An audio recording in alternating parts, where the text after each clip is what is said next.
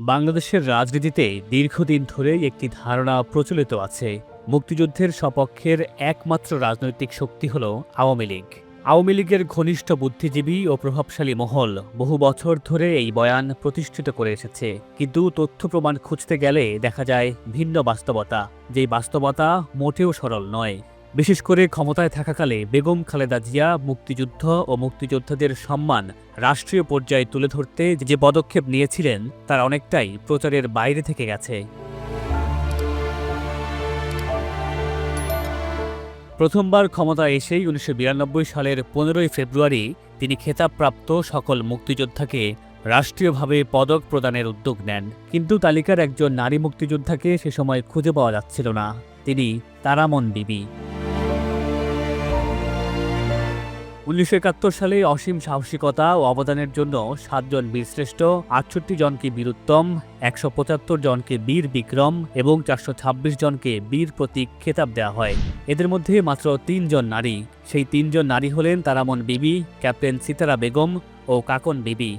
তারামন বিবি ছিলেন গ্রামের অত্যন্ত সাধারণ পরিবারের একজন নারী, কিন্তু মুক্তিযুদ্ধের সময় তার ভূমিকা ছিল অসাধারণ। কখনো পাগল সেজে, কখনো কাদামাখা ভবঘুরে রূপে, আবার কখনো পঙ্গুর ভান করে তিনি শত্রুর শিবিরে ঢুকে তথ্য সংগ্রহ করে মুক্তিযোদ্ধাদের হাতে তুলে দিতেন। পাশাপাশি পুরুষ সহযোদ্ধাদের সঙ্গে সম্মুখ যুদ্ধেও অংশ নিয়েছেন। আমরা যে আশা-আকাঙ্ক্ষা নিয়ে দেশটা স্বাধীন করছি, সেই আশা-আকাঙ্ক্ষা অবশেষে তাকে খুঁজে পাওয়া গেল ১৯৯৫ সালের ১৯ ডিসেম্বর। তৎকালীন প্রধানমন্ত্রী বেগম খালেদা জিয়া নিজ হাতে তাকে বীর প্রতীক পদক পরিয়ে দেন। পরদিন দেশের সব জাতীয় দৈনিকে খবরটি প্রধান শিরোনাম হয়। ২০ ডিসেম্বর দৈনিক ইত্তেফাক লিখেছিল, প্রধানমন্ত্রী তারামন বিবিকে আনুষ্ঠানিকভাবে বীর প্রতীক পদক প্রদান করলেন।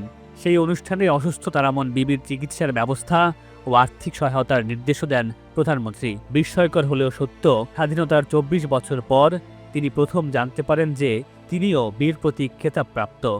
১৯৯৩ সালে বেগম খালেদা জিয়ার সরকার ৭১-এর বৌদ্ধভূমি সংরক্ষণের প্রকল্প হাতে নেয় এবং রায়ের বাজার বৌদ্ধভূমি কমপ্লেক্স নির্মাণ করেন, যা আজ রায়ের বাজার বুদ্ধিজীবী স্মৃতিসৌধ নামে পরিচিত।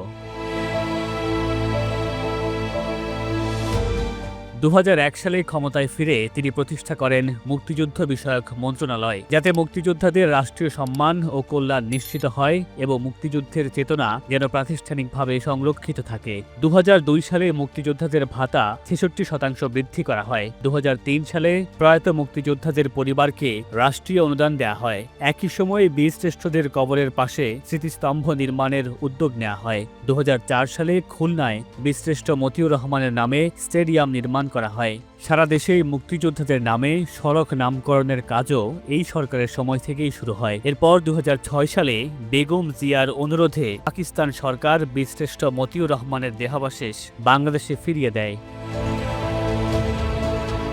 এত গুরুত্বপূর্ণ উদ্যোগের পরও আওয়ামী লীগ ধারাবাহিকভাবে যে বয়ানটি প্রচার করেছে তা হল বিএনপি পাকিস্তানপন্থী ও স্বাধীনতা বিরোধী। তবে এটি কেবলই রাজনৈতিক প্রচারণার অংশ হলেও ইতিহাসের পূর্ণাঙ্গ চিত্রকে একেবারেই প্রতিফলিত করে না।